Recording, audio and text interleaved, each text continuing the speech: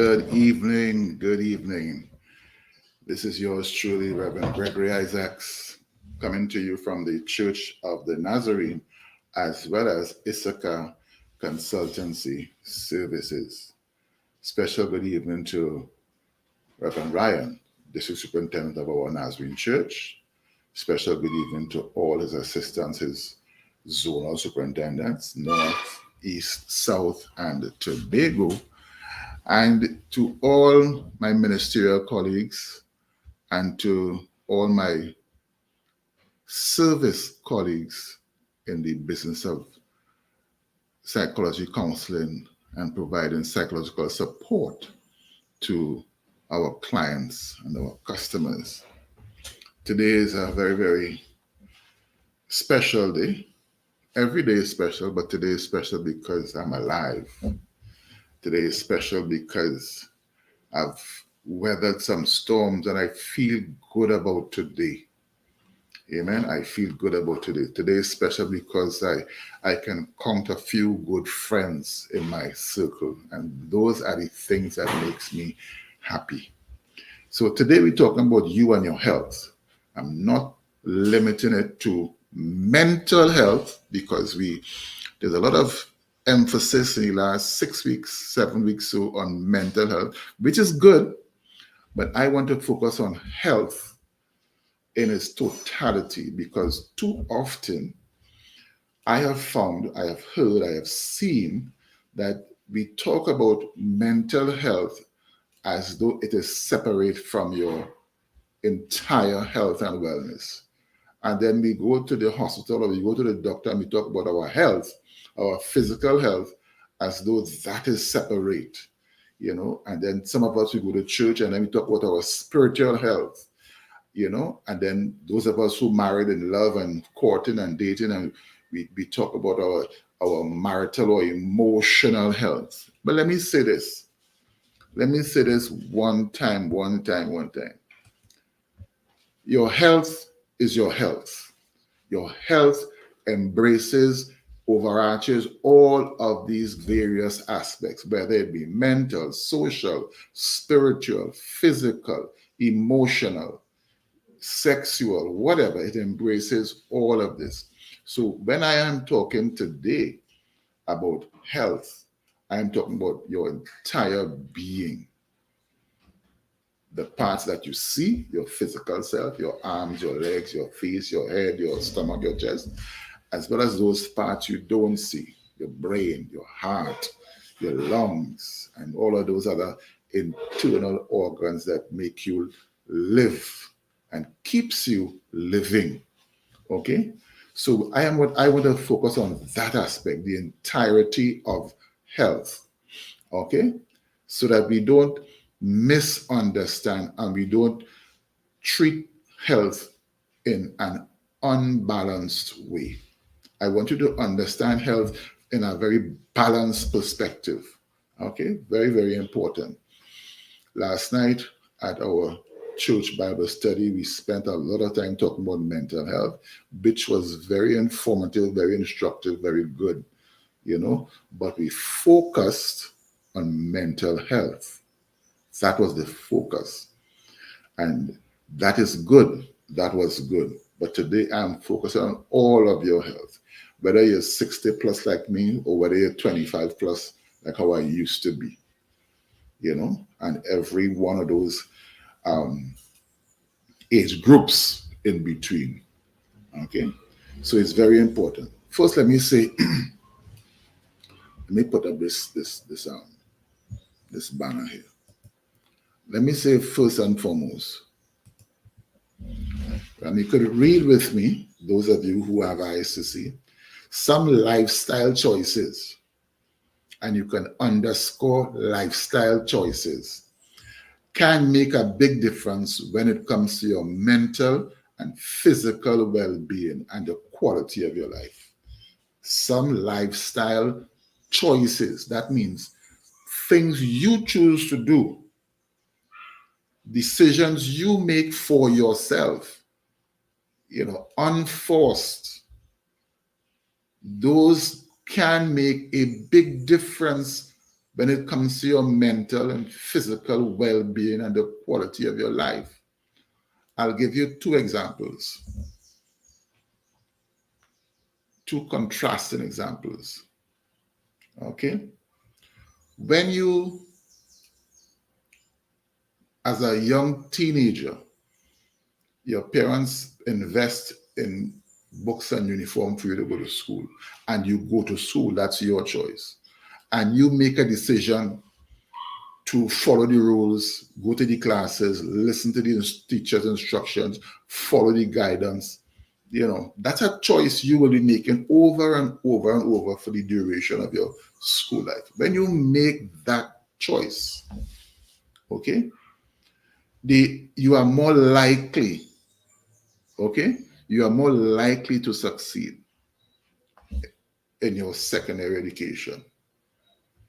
And then if you choose to go further and you apply that same diligence, you're more likely to succeed. I am not saying that there would not be challenges. Of course, there will be challenges. But because you have a desire to do well, to learn, to master your educational pursuits, because you have that strong desire and you make strong effort and you make sacrifices, it is more likely that you will succeed. It is as simple as that. If you don't, however, if you make the opposite choice, well, I live with my mother alone, and she's can't afford too much, so she send me to school. But I don't feel to go to school, so I not going. I go and hang out with the guys on the block, on the streets, and get involved with whatever they're doing. Okay, and I keep missing school. So when there's 100 attendances you're supposed to have, you there for about 15 or 20. So you miss 75, 80% of your attendance at school. So that means you won't exposed to any of the tutelage. Quite likely you will fail everything. And when you continue in that vein, you'll continue to fail. Okay? So it's as simple as that. The choices you make affect the outcomes that you receive at the end of your time. It's as simple as that. And the same can be said for your mental health, your physical health, your emotional health. As far as your mental health is concerned, there are things that you should do and things that you shouldn't do to maintain good balance of your mental health. Okay? Your mental health is affected by your physical health. Okay? So once you stay reasonably fit, I'm not talking about super athlete. Once you stay reasonably fit, you will physically feel good. And that alone helps you mentally to feel mentally healthy. Okay? When you make lifestyle choices like refraining from the use of alcohol or engaging in the use of alcohol, engaging in unhealthy behaviors sexually and whatever other kind of way, those decisions inevitably affect your mental wellness. Okay? When you are sick, sometimes you get sick because you engage in an unsafe practice, or sometimes you get sick and you have no control. That affects your mental being, okay, your mental wellness. So I want us to understand these simple things so that we don't think of mental health as separate from physical health and emotional health, okay? Because if we do that, we will be unbalanced in our approach, especially when we have left our teenage years and we enter into adulthood, when we are now almost fully responsible for our lives. Okay? When you enter into adulthood, you are more or less fully responsible for your life. So you can choose anything. You are no longer under the guidance of your parents. Okay? You have moved out of that, not physically. A lot of us We spend a lot of time at home still when we pass 21 and we have legal age. Okay, so even though we are adult or a young adult, we still in our parents' home. But what we have more freedom to choose, freedom to make right decisions, freedom to make wrong decisions. And it is those wrong decisions, it is those unhealthy decisions that affect all of your being, your physical, your mental, even your social being is compromised because you make bad choices. Okay, and that is important. And when you start making those bad choices as a young adult, and somebody don't point it out to you, somebody don't walk with you and guide you and say, listen, this practice you are engaging in is not safe. It's not good for you. Refocus, take a step back and plan to do better. If you don't do that, you could end up making the same mistake over and over and over, and you will find yourself a failure. 35, 40, unemployed, poor, broke, alone, and you wonder, well, what happened? Well, what happened is that you didn't do a thing. That's what happened. What happened is you did not put things in place to build your life beyond your early teen years and your mid-teen. You disregarded the guidance of your parents and your other elders, and you just made a series of bad choices. So you are age 40 plus, unemployed, broke, and almost alone. Or you may have engaged some young women along the way and have children biologically, but they are not with you, so you don't really have them at all. They just carry your genetic code. That's all. You are not their real father. They are being fathered by that other gentleman that those women would decide, listen, this is a better prospect than you. Okay? And you feel sad because your children are now being fathered by someone else. Those are the kinds of bad choices that lead you to some unfortunate and very sad situations. Okay? And this is extremely important. One other decision you can make, it wouldn't be forced on you, but you would be invited to it at some point in time, at some place in time. That decision is to accept Jesus Christ as your Lord and Savior. Depending on who you come into contact with, someone may invite you, someone may pray with you because you're sick, because of whatever circumstance, someone may invite you to accept the Lord, and you could make that decision as well. That's up to you. That's up to you.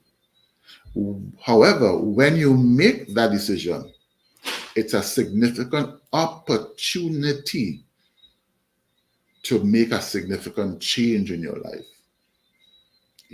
But it's up to you. It's all up to you. Okay? So, lifestyle choices, important decisions for yourself could affect your mental, physical being, as well as the quality of life. Okay? Let me put up this other post here. Staying healthy. Very important. So we talk about initially making the choice to do. Now I'm saying staying healthy involves certain choices, and it involves making those choices every day almost. Staying healthy means every day I will bathe, every day I will eat right, every day I will engage in some physical activity to keep my physical strength and health up to mark. Every day I will ensure that I make frequent visits to the doctor, and all of those things. Those are things that you do over and over and over and over again.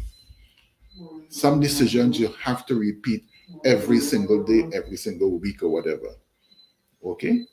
If you don't, you find that you compromise your health. For instance, at my age, I must, according to the advice of doctor, take certain medication to manage my blood pressure. I must do some physical activity. a little bit of walking, stretching, whatever. I must watch my diet because of my weight and all those other things. I need, in order to maintain a reasonably healthy quality of life, there are certain things I must do and there are certain things I must not do. I try my best to do the things that I must do. Okay? Sometimes it's challenging, sometimes it causes discomfort, but at the end of the day, because you have made a choice to do some walking, because you have made a choice to refrain from engaging in fatty foods, to refrain from engaging in alcoholic soft drinks or other kind of beverages that are not safe, I feel good at the end of the day. Okay. Now I don't pretend that I'm a super athlete ready for the Paris Olympics. No, I do what I can do, and when I feel unable, I stop, rest, and start again.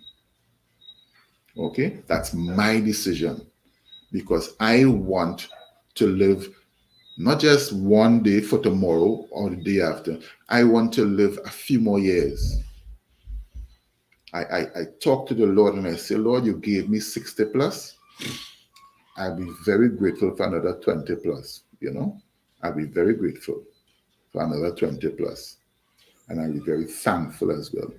So I talk to God in that kind of way, I don't wait to go to church to have a long sermon preached to me. I talk to God. I tell him my own situation, and I say sometimes I am uncomfortable because I have sciatica pain, because I have back pain and all kinds of different pains. And I don't let that pain, that physical pain, this is my choice now. And I want to make that recommendation to some of you older folks.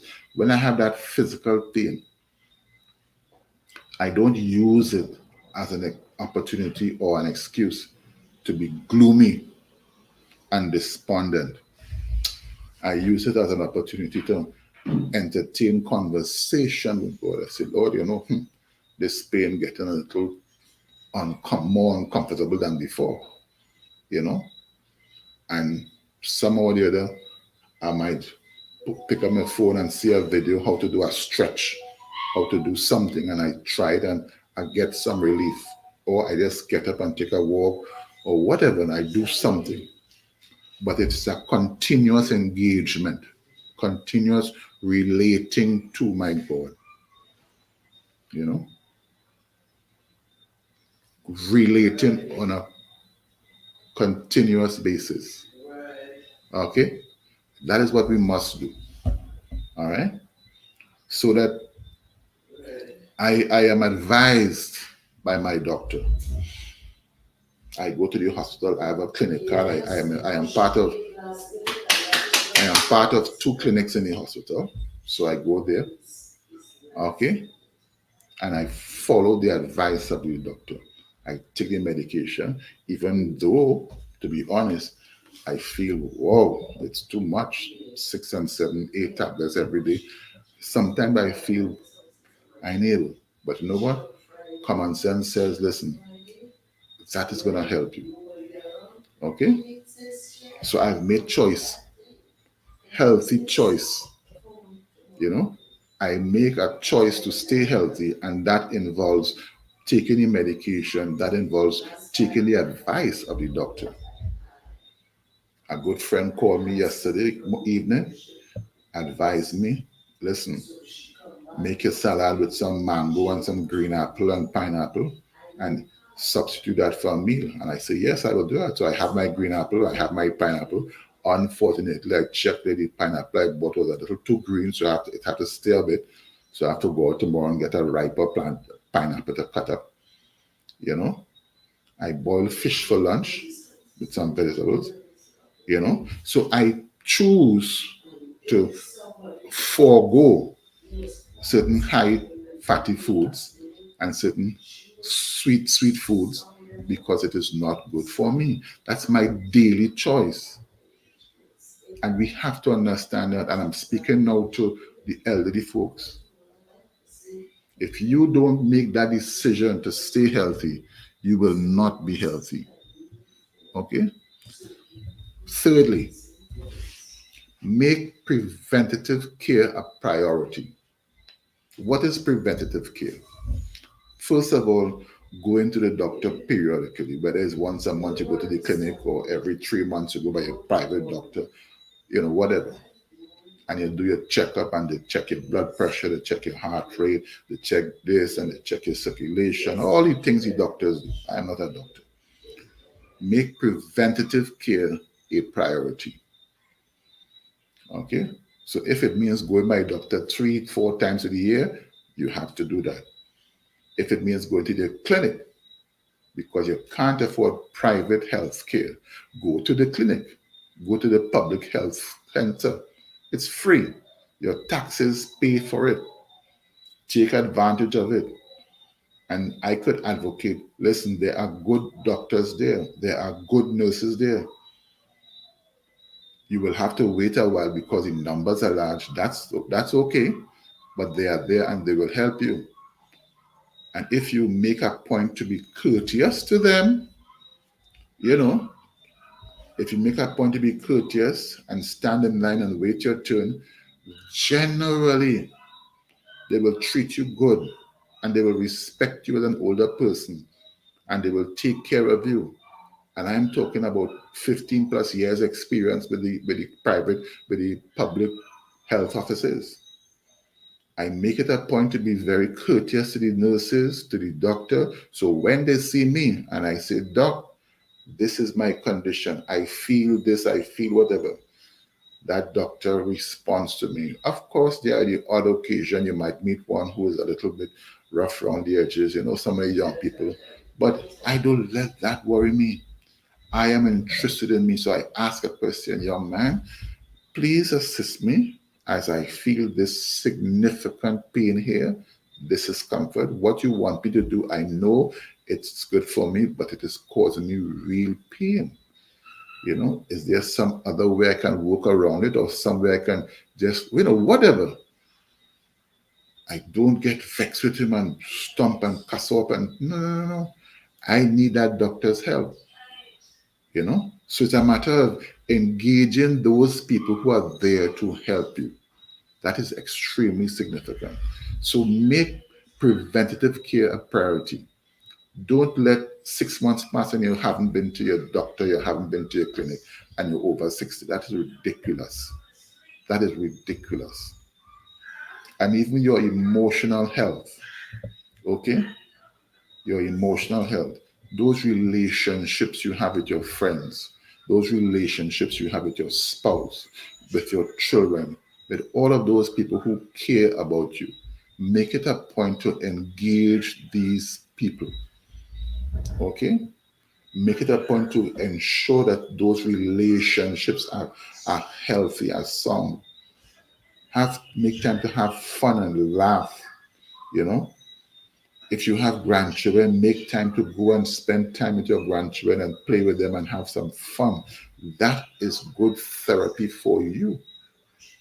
There are lots of things you can do that does not involve medication, does not involve going by a doctor.